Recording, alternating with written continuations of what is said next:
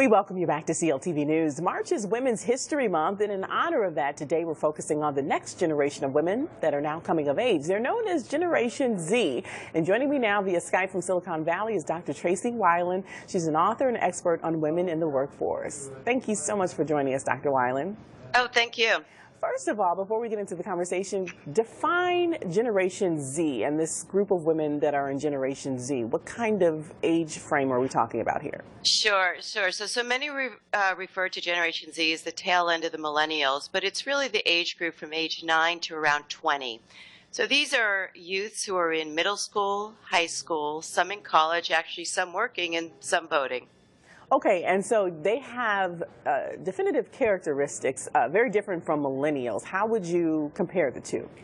Sure. So you have to understand how generations grow up, and they're impacted by the experiences in their environment. So this group has grown up with cyclical recession, terrorism, privacy, immersive technology, and so that brings a different perspective to their life than the millennials before them.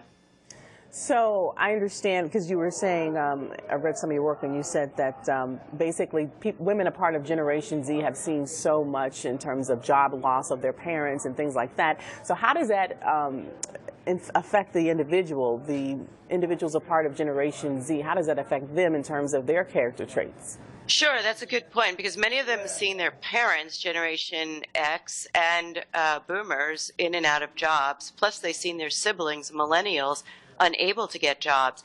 So we're expected to see this group to be much more pragmatic, much more entrepreneurial, and much more realistic about their approach to work and the workforce. In fact, many of them are starting quite young in developing businesses and reaching out for opportunities so that they can ensure that they're employed.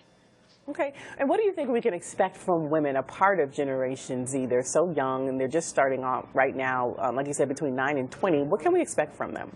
So some of the things I think is, in terms of work, they'll expect remote work. In their mind, they're already conversing and collaborating with millions of people on 5 devices.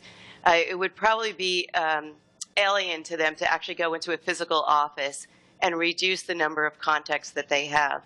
I also think that this group has grown up on gift cards and digital currency like PayPal and Apple Pay, and so the concept of cash will probably be immune to them.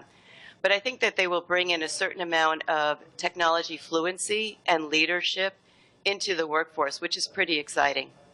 And tell me a little bit about the role of women as far as Generation Z is concerned. Is there a definitive role? I know, a lot of people still associate women with cooking and cleaning, but Generation Z, they don't see it like that. No, and what I found in my research over the years is that each generation has a more diluted view of these defined roles from the past. And I think it's important that we try to make sure that we don't bring our own unconscious bias when raising our young people, and make sure that they have the equal skills as their brothers or their male siblings, and whether it's finance or technology. And this next question is for the parents and the supporters, those who have Generation Zs in their family. What can they do to help support these young women as they grow?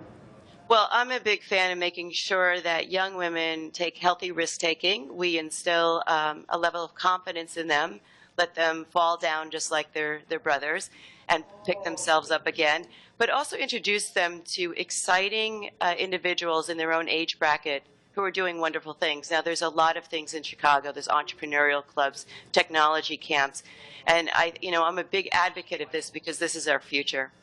And my final question for you, since this is Women's History Month, what have you noticed about the role of women over the years, over the different generations, millennials, Generation Z now, and just various decades? What have you learned about the role of women and how it's developed and evolved over the years?